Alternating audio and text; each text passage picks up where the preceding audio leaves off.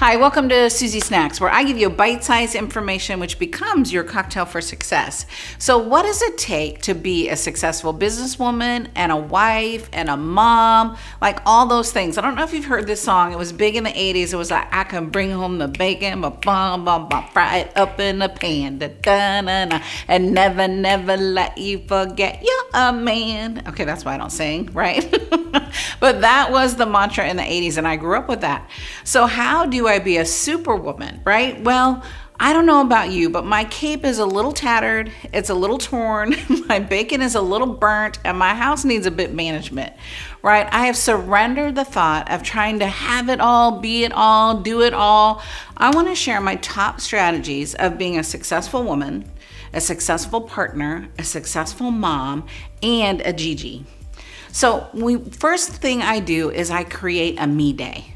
When was the last time you had a day for you?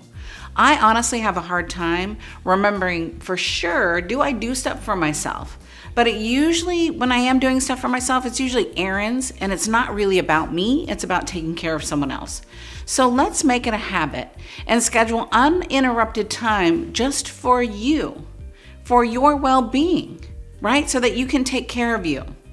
Number 2, I've implemented this one and I've been using it for about 20 years. This is my secret sauce.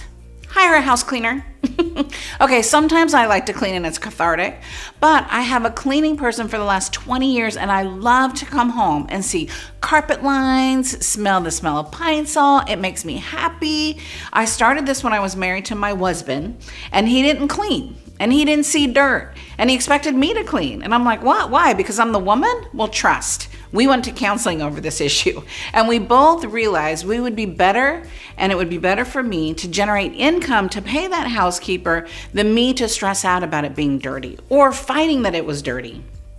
I'm going to admit, I used to clean before they came over.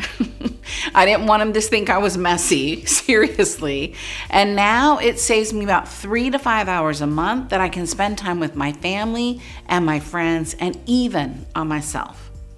Number 3, this is one of my newest favorite, decadent things that I do is I shop for my groceries online, right? This is a newfound stress reliever. And I gotta admit, it was hard at first because I want to pick up my tomatoes and my fruit, right? But I can tell you that it takes 2 to 3 hours a week. It saves me and it makes me happy. I feel like there's a fairy godmother that comes in and delivers my stuff and then I never have a bare cupboard, right? Because I love to take care of people and I love to feed them.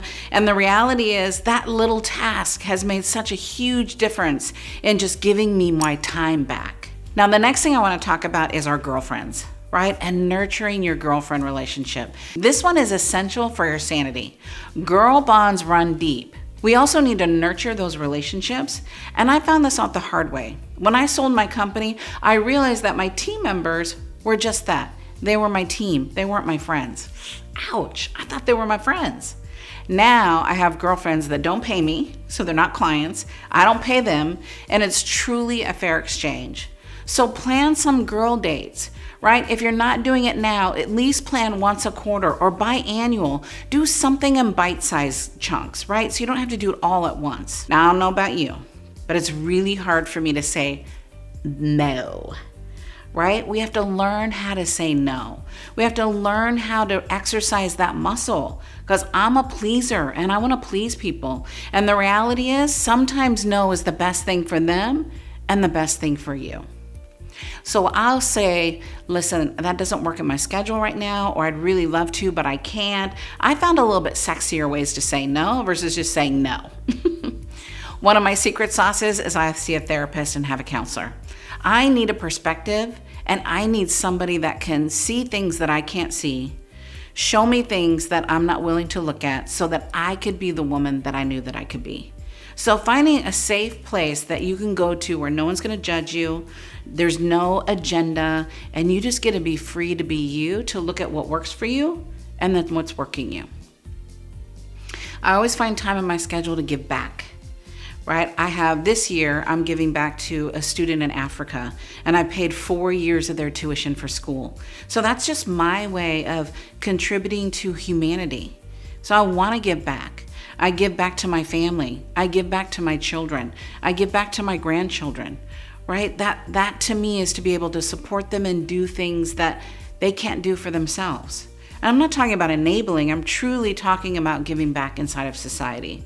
I believe that your gift from God is who you are, and your gift back to God is what you make of yourself, right? So what are you doing? One of the most essential things in my life are my relationships. And I create time for my children. My children are grown, right? And when I was grown, well, I am grown. When I left, I was 17 when I moved out of my house because I thought I was so grown, right? But at that, I never went back. I never spent time with my parents. I didn't even like my parents. And so my kids and I have such an amazing relationship. I feel blessed. Like when they first grew up and they moved out, they would say, "Hey mom, let's get together." I'm like, "You want to hang out with me?" They're like, "Yeah, we love hanging out with you." I'm like, "Really? They like me?" And the reality is that takes time and creation. So I schedule time to see my kids. I schedule family vacations, right? So that I have that relationship with them. Now, we all know that our body is our temple. And we know that the kind of work that we do takes a lot of energy, it takes a lot of time, it takes a lot of commitment. So I have to plan my time to work out because I'm like you, girl, I just want to sleep. I don't want to get up. My bed is comfy. I love my bed. But I also know that if I'm going to work to the optimum level that I do, I have to have a schedule and I have to work out. So I put it in my schedule and I plan my workout.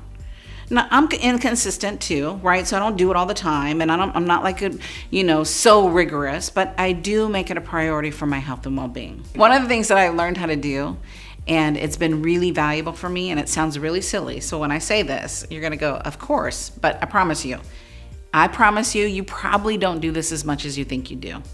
And women don't do it as much as men do it, and that's breathing. Like taking a deep breath and taking a deep cleansing breath. The reason women find it harder to breathe than men during exercise is due to the greater electrical activation of their breathing muscle. There's a new studies that show in a journal of experimental psychology, so we need to take deep cleansing breaths.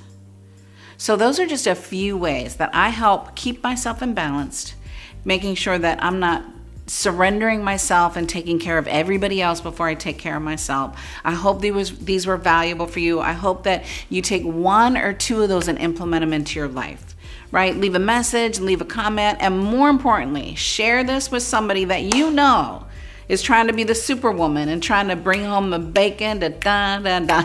I'm Susie Carder, and I look forward to seeing you in our next Susie Snack.